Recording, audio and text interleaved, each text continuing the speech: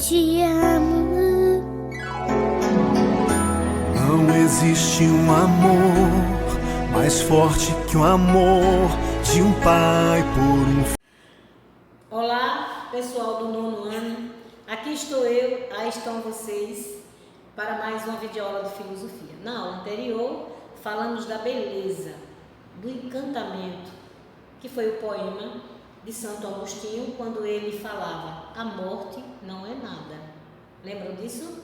Então, para a aula de hoje, eu trouxe o pensamento de Voltaire, que não tem muita coisa a ver com o tema, mas tem a ver com o nosso trabalho, com a nossa reflexão. Por quê? É um tema, a morte é um tema, que cada um tem sua opinião. E por isso eu trouxe esse pensamento, porque também eu trouxe vários pensamentos dos colegas da sala que enviaram para mim. E nós precisamos respeitar a opinião de cada um. E Voltaire dizia: posso não concordar com o que você diz, mas defenderei até a morte o seu direito de dizê-lo. Tá? Então nós vamos respeitar a opinião de cada colega. Hoje eu trouxe a opinião de 3 colegas. A opinião de Rayane. Rayane, você está aí? Vamos ver o que Rayane pensa da morte. Rayane disse assim: a morte é algo inevitável, portanto, é a única certeza que temos na vida. É de que um dia iremos morrer, sem ter noção de quando, de como ou onde. Isso significa que a morte é tão certa quanto inesperada. Essa foi a opinião de Rayane, porque ficou como tarefa de casa que cada um mandasse para mim a sua opinião sobre a morte. E aqui ela falou que a morte é algo inevitável, que a gente pode morrer em qualquer lugar, a qualquer hora, a qualquer momento, que essa é a única certeza que nós temos na vida.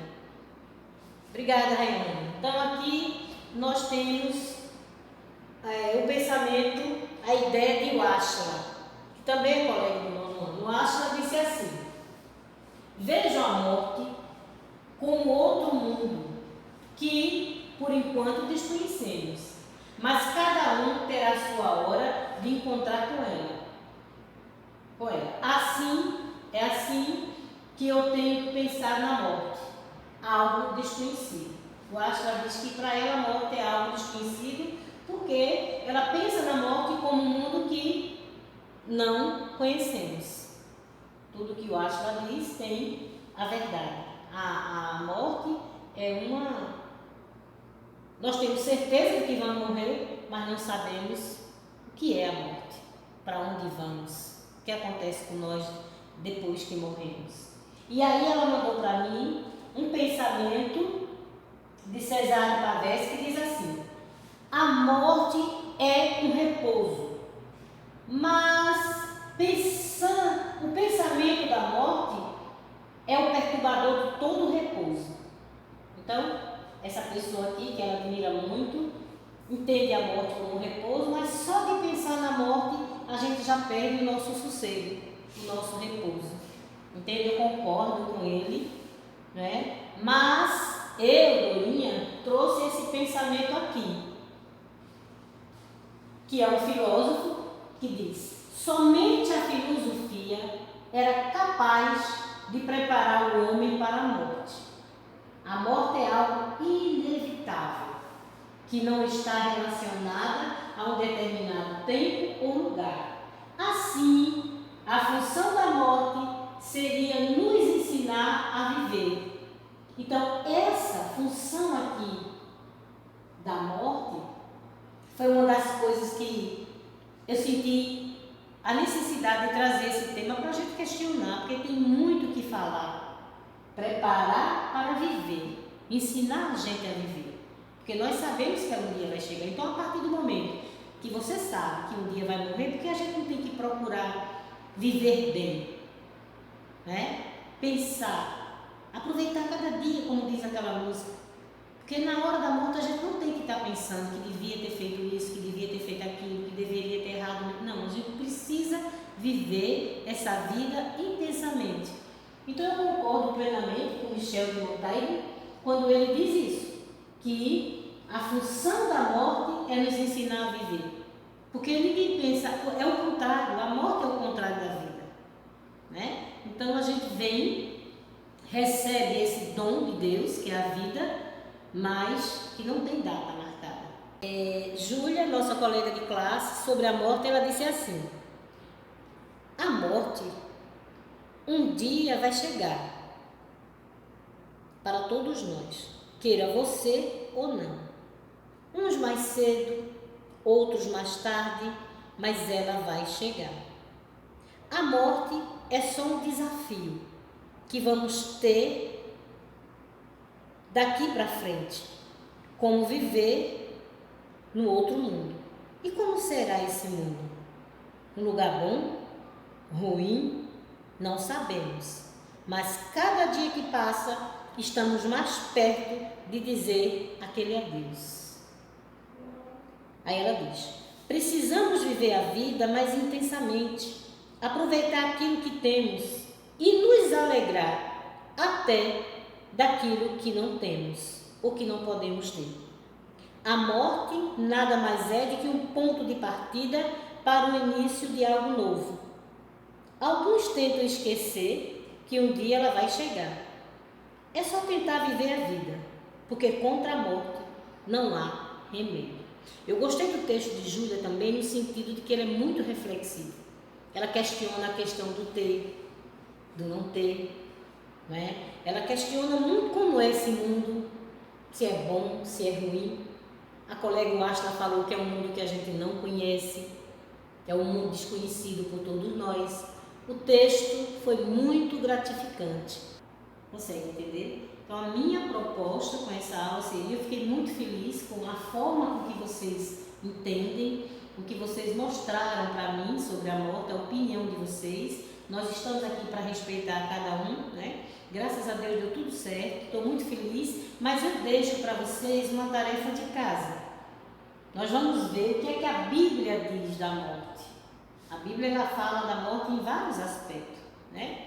Nós não vamos questionar aqui as religiões, como cada religião vê a morte. Eu quero só que vocês, eu preciso nesse momento que vocês deem uma leitura no livro de Eclesiastes, no capítulo 38, o versículo 16 a 24. Por que eu peço para você? Porque eu vi aqui que é uma verdadeira lição. Porque assim como a morte pode acontecer a qualquer momento, nós precisamos também estar preparados para suportar essa dor, para suportar esse sofrimento. Eu nunca chego na casa ou próximo de alguém.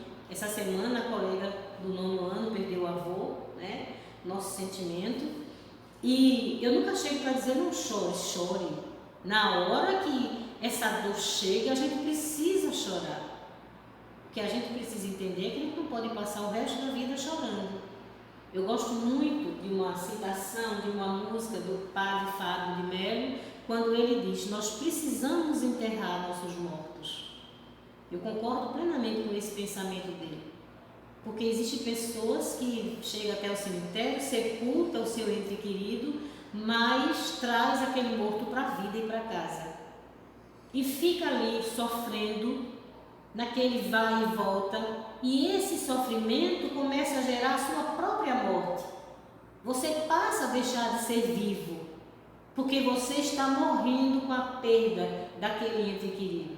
Dói? Dói muito. Como eu disse a vocês, eu não tenho pai, eu não tenho mãe. Eu sinto essa saudade, mas eu não transformo isso num sofrimento para mim. Eu transformo isso na saudade, nas coisas boas que vivemos. Por quê? Nós, como diz o poema, que a morte não é nada, que é só uma passagem. Nós estamos de um lado, o nosso ente querido foi para o outro lado, está morto, está descansando, não é? Então nós precisamos enterrar os mortos. Mas existem pessoas que começam a ter aquele sofrimento, aquela angústia, aquela ansiedade, aquela depressão, porque não sabe se libertar daquele morto. Ele carrega o morto no seu dia a dia. Então, essa palavra de Deus aqui, ela nos ensina muito a isso. A chorar, a sofrer, a enterrar, mas superar. Por isso que eu deixo isso aqui como lição. E eu gostei muito quando eu vi um momento do padre Reginaldo Mazzotti, quando ele diz que o poema é um antídoto para eles, é vencer a dor. Então guarde esse poema, que a morte não é nada. Vocês vão precisar estar lendo para se desprender. É um argumento que a gente tem. E na hora que você tiver um parente, vai sempre dizer: o Senhor me ajuda a superar essa perda, porque Deus está do nosso lado em todos os momentos da nossa vida. E só Ele pode sanar essa nossa dor. Mas a gente precisa deixar Deus curar essa dor. E esse sentimento de perda, de dor, de angústia vai ficando para trás, porque o tempo cura tudo. Mas até para o tempo curar tudo, você precisa se permitir deixar o tempo curar. Então, na próxima aula, eu recomeço corrigindo essa passagem aqui, que cada um de vocês vão ler, você vai interpretar o que ele significa para você. É muito importante você colocar a sua opinião sobre tudo que você escreve, que você estuda. Então, um grande abraço para vocês. Vamos viver. Papai, eu te amo. Não existe um amor mais forte que o amor de um pai por um filho.